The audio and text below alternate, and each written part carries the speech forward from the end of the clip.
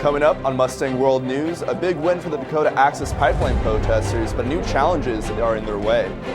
And uncertainty in Asia as Donald Trump makes a historic phone call to the president of Taiwan, something not a president-elect has done since the 1970s. We'll have a look at America's role in the region. And finally, legendary astronaut John Glenn died Thursday at the age of 95, and we'll take a look at his legendary life. Mustang World News starts now.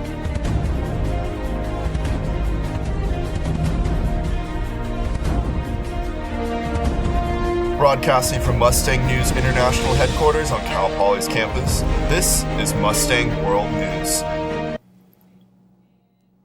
Hello and welcome to this last edition of Mustang World News for the 2016 fall quarter.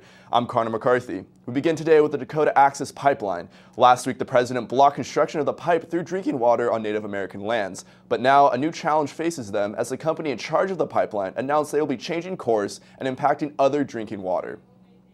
The protesters have been camped out in front of the route of the pipeline for months, but news broke the Army Corps of Engineers was going to stop the construction. Cheers broke out in the encampments, but now the pipeline is changing directions and threatening another source of drinking water. The infamous bridge where police use water cannons on protesters causing skin to be blown off is also another challenge. As TYT Politics' Jordan Charlton reports, the governor of North Dakota continues to blockade the bridge. Hey, it's Jordan with TYT Politics. We're here on the bridge. This is the bridge 2 weeks ago where you had the horrific scenes of police firing water cannons, tear gas, pepper spray, rubber bullets, and grenades. And the police have been blockading the bridge for weeks. Before, they were here with their vehicles blockading the bridge. Now they've left and just left in a blockade. So they have moved down about a mile down the road towards the drill pad where the drill and all the supplies for the drill are right next to the Missouri River. But they cowardly left the bridge and left this blockade in. You hear how windy it is. It's below 0 degrees right now where we are. So this blockade over there is the reason people who need to go to the hospital or people who need to get to safety in Bismarck, which is about an hour away, this blockade is forcing people to drive an extra 2 to 3 hours in very, very dangerous winter conditions, black ice, very, very bad winds, visibility is awful. Normally, you would just drive through here. This would get you to Bismarck, which is the closest, more populated town. But because of this blockade that the police have left here, in deference and protection of an oil company, the police and Governor Jack Dalrymple are risking people's lives to protect an oil company. You can't drive past this. As you can see, they have razor wire or barbed wire there, and it is blocking people's ability to get to medical facilities if they're hurt in the snowstorm, or to get to safety at a hotel or wherever they want to get to. So that's what your government and police force is doing, blocking people and risking their lives. Wednesday marks 75 years since the Japanese bombed Pearl Harbor in a surprise attack, pushing the U.S. to enter World War II. U.S. relations with Japan normalized after the war, but Donald Trump's election brings great uncertainty over Washington's role in the Asia-Pacific region. CNN senior international correspondent Ivan Watson looks at how Asia-Pac leaders could respond should the U.S. pull back from its commitments in the region. In his campaign to become president, Donald Trump raised some serious questions about the future of U.S. defense cooperation in Asia. So let's take a look at the security umbrella that the U.S. has spread over this sprawling region ever since World War II.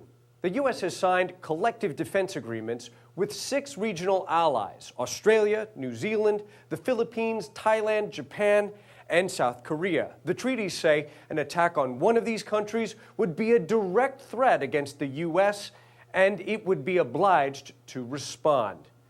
To support these treaties, U.S. Pacific Command has some 380,000 troops and civilian personnel, around 2,400 aircraft, and approximately 200 warships. They are deployed across a network of forward bases to better respond to potential crises, including the island of Guam, which is home to 30 different military commands.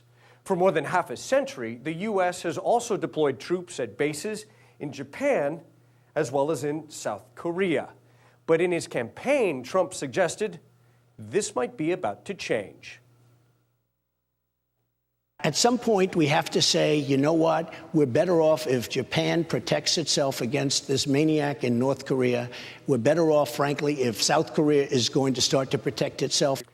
So who stands to gain if the U.S. pulls back on its commitments in Asia? First of all, North Korea. With its massive army, it periodically tests nuclear weapons, and its frequent long-range missile launch tests, which are a direct threat to the U.S. and its allies. And then there's North Korea's traditional ally, China, which has a standing military of more than 2 million active service members. In recent years, it laid claim to virtually all of the South China Sea, and it has expanded its military presence there. And don't forget Russia, with its Pacific Navy fleet headquartered in the port of Vladivostok. For decades, the U.S. has provided security guarantees across this vast region. Now both allies and rivals will be closely watching to see if that's about to change. Ivan Watson, CNN, Washington. John Glenn, the first American to orbit the Earth and a longtime congressman, is dead at the age of 95. He was surrounded by family at the Ohio State University Wexner Medical Center when he died. Martin Savage has looked at... Can we start from the top there? Yeah.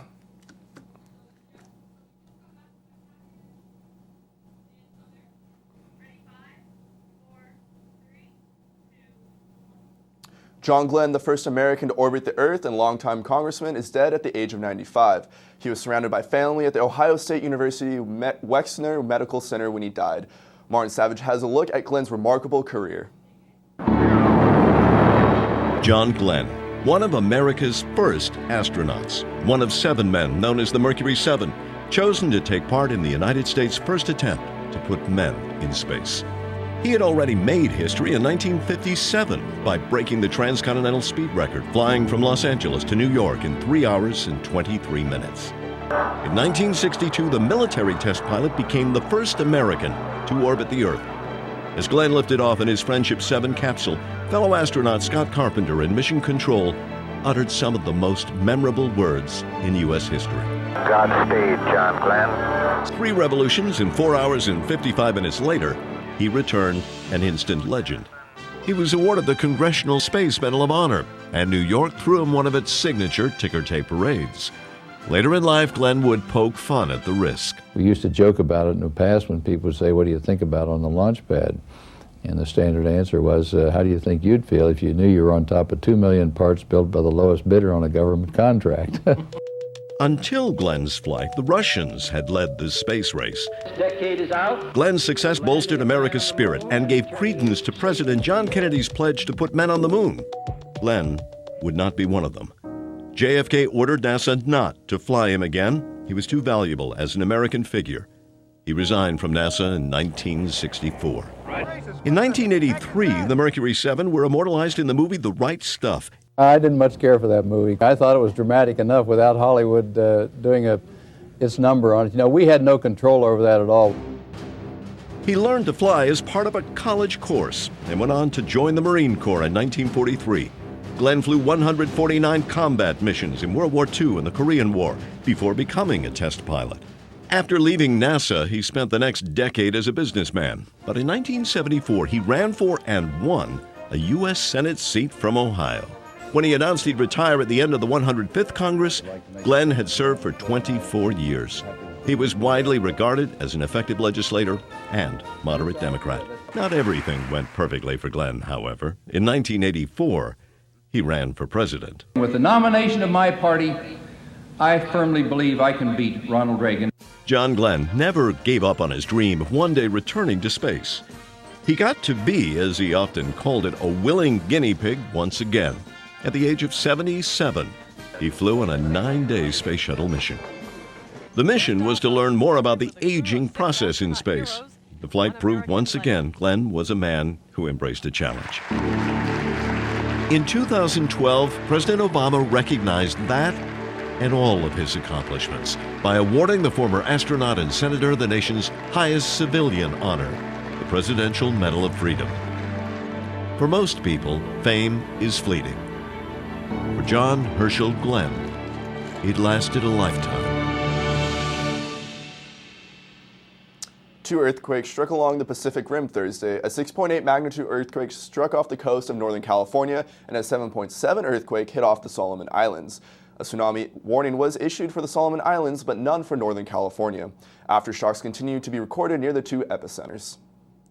The Pizzagate shooting suspect appeared in court Thursday morning for a preliminary hearing. The judge accepted a request from Edgar Welch's attorney to extend the hearing until December 13th. The 28-year-old was arrested Sunday after investigators say he stormed a D.C. pizzeria armed with an assault rifle. He claimed he was investigating Pizzagate, a fake news story claiming the local restaurant was at the center of a child sex ring led by Hillary Clinton. No one was injured in the incident. Welch has been charged with an assault with a dangerous weapon. Pizzagate has also made an impact on the Trump transition team. Retired Lieutenant General Michael Flynn, who will soon serve as President-elect Trump's national security advisor, has spread some of the fake news, including the Pizzagate story. Now, activist groups are pressuring Mr. Trump to cut ties with the retired general. Here's Jim Shakudo.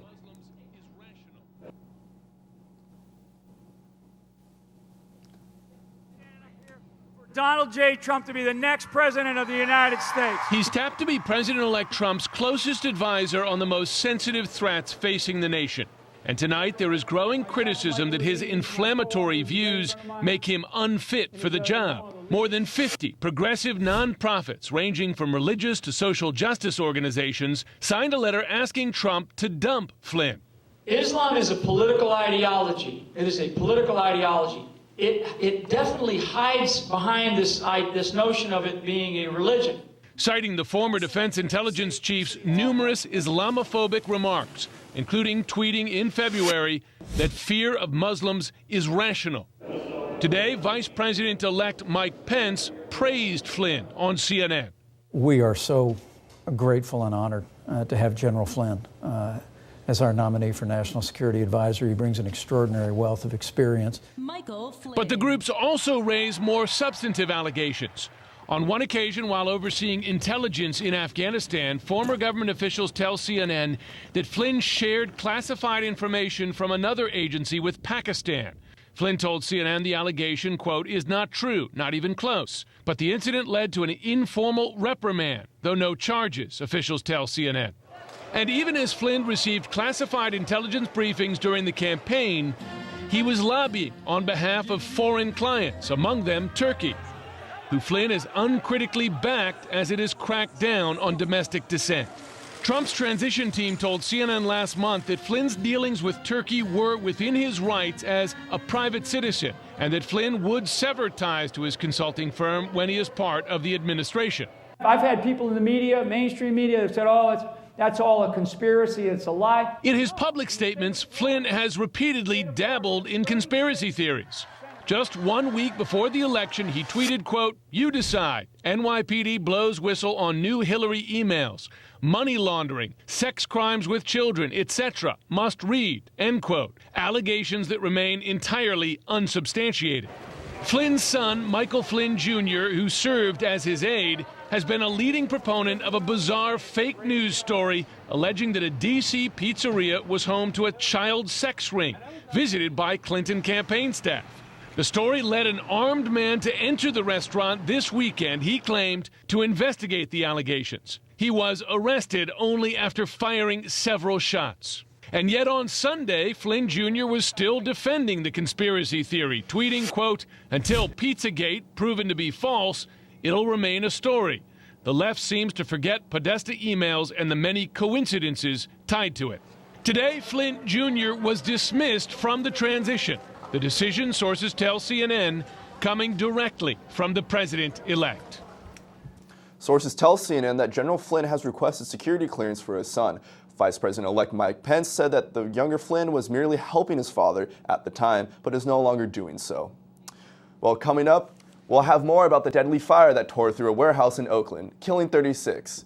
And as the Syrian army advances in Aleppo, civilians evacuate the city. And we'll have an on-ground reporter in Syria. All of this and more when Mustang World News continues.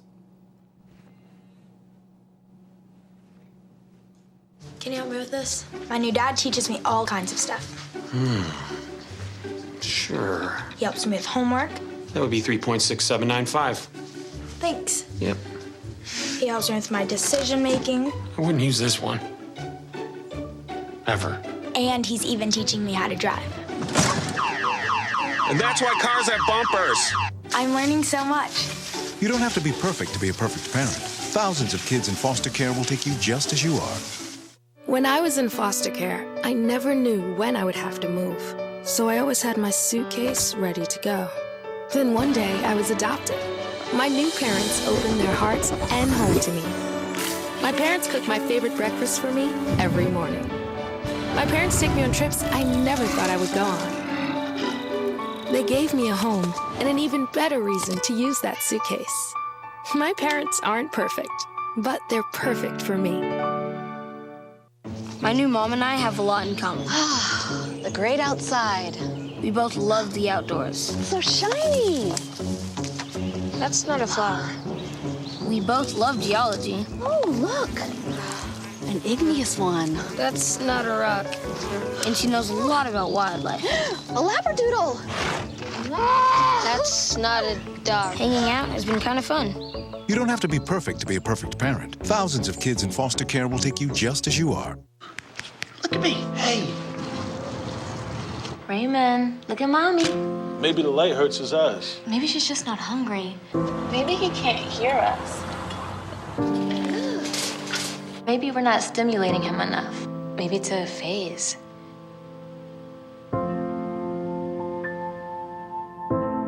Avoiding eye contact is one early sign of autism. Learn the others today.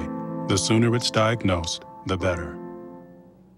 In Oakland, authorities are starting to get a better understanding of what sparked a deadly fire in a warehouse. The House of Representatives held a moment of silence this week to honor all the victims killed in the fire. So far, 36 bodies have been recovered. Residents of the warehouse said the building was not up to California safety codes. Authorities believe a refrigerator started the fire and grew, igniting debris cluttered in the warehouse. According to Oakland Police Department, the search for victims has stopped.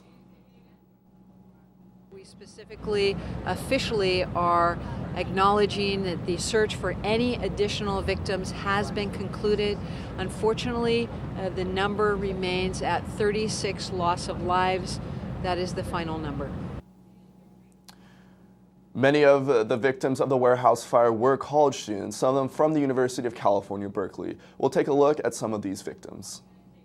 These are 4 people linked to UC Berkeley who were killed in the deadly warehouse fire in Oakland. A 5th, Chelsea Faith Dolan, known by her stage name Cherushi, also died. She volunteered at KALX, the campus-run radio station. We're a campus that's grieving, and so our efforts today is, and for this week and the coming weeks, will be to kind of make sure that there's support for the campus community. This includes counseling and trauma services. Undergrad juniors Vanessa Plotkin and Jennifer Morris were roommates and attended the Ghost Ship party together. Morris from Foster City was majoring in media studies. The department released a statement. Jenny was a wonderfully bright and thoughtful young woman who came to the study of media at Cal out of a passion for better understanding the world around her. 2 recent alumni were also killed at the warehouse. David Klein of Oakland graduated in 2015. He majored in computer science and cognitive science. Griffin Madden also graduated last year with degrees in philosophy and Slavic language. Griffin Madden was so passionate about the arts that he started working here at Cal Performances when he was just a freshman. The director says the community is heartbroken by the news of his death. The university is collecting cards for family members and is planning a vigil. We hope that'll be a nice way for the community to come together, support each other, and also honor the lives of those who perished. In a statement, Chancellor Nicholas Dirk says, "We send our prayers, condolences, and support to the families and loved ones of these cherished individuals, our friends and colleagues."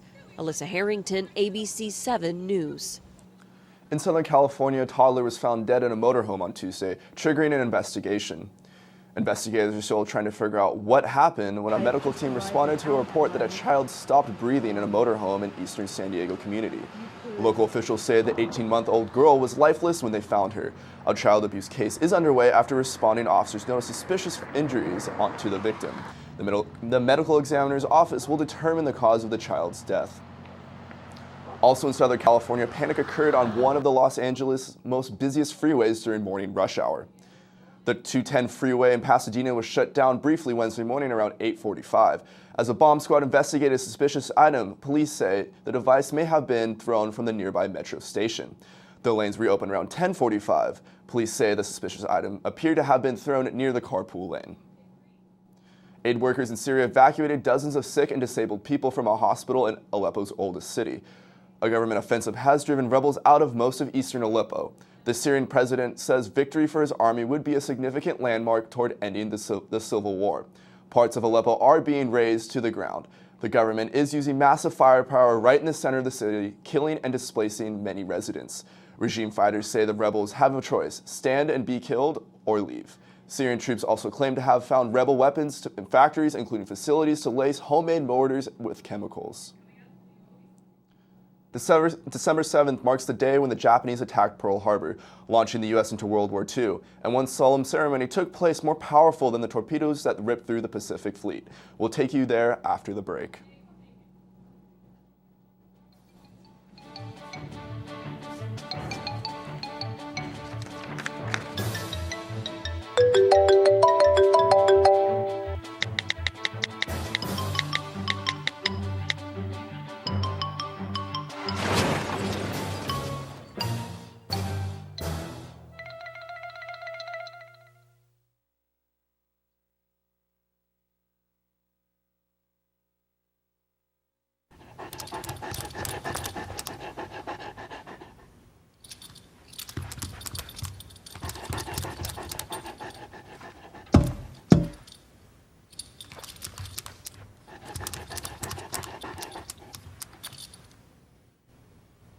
There's a shelter pet who wants to meet you.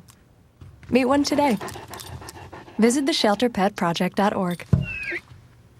Adopt.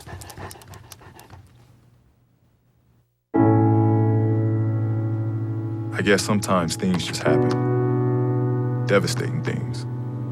Your whole world changes in an instant. That's what happened to me the day my mother had a stroke.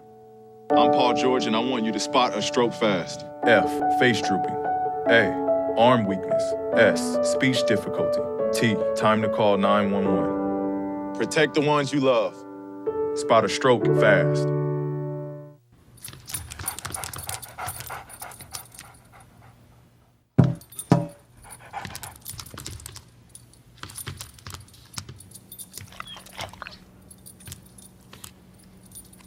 There's a shelter pet who wants to meet you.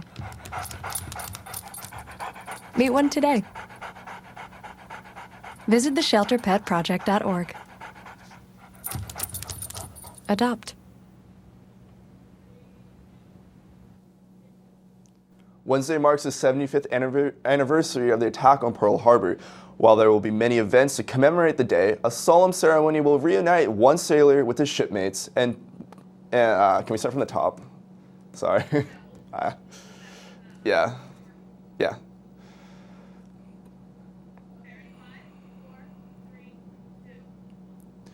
Wednesday marks the 75th anniversary of the attack on Pearl Harbor. While there will be many events to commemorate the day, a solemn ceremony will reunite one sailor with his shipmates and twin siblings. Jim Mendoza has more. There was lots of stories that Dad told us, but he'd always kind of give us bits and pieces of the story. John Anderson, retired Navy sailor, was a storyteller. He was the oldest living crewman to survive Japan's bombing of the USS Arizona. He said he felt like that he let Jake down and that he let the family down because he couldn't get him. Jake was John's twin brother. They were in separate sections of the ship on December 7, 1941. After the first explosions, John frantically searched for Jake. And that's when the big explosion happened and Dad was blown back off to the deck. He was ordered to flee the burning vessel, but when he got to Ford Island, he and another sailor headed back for the Arizona. And they were able to pick up 4 people on the way back to the Arizona. And when they got hit by an explosion, and Dad survived that, and Rose and the rest of the guys they picked up were gone. Decades later, John learned Jake died aboard the ship, manning an anti-aircraft gun. Anderson returned frequently to Pearl Harbor, the first time in 1969 and again this year. I'm trying not to go ahead of myself, but I have a lot of emotion leaving him here.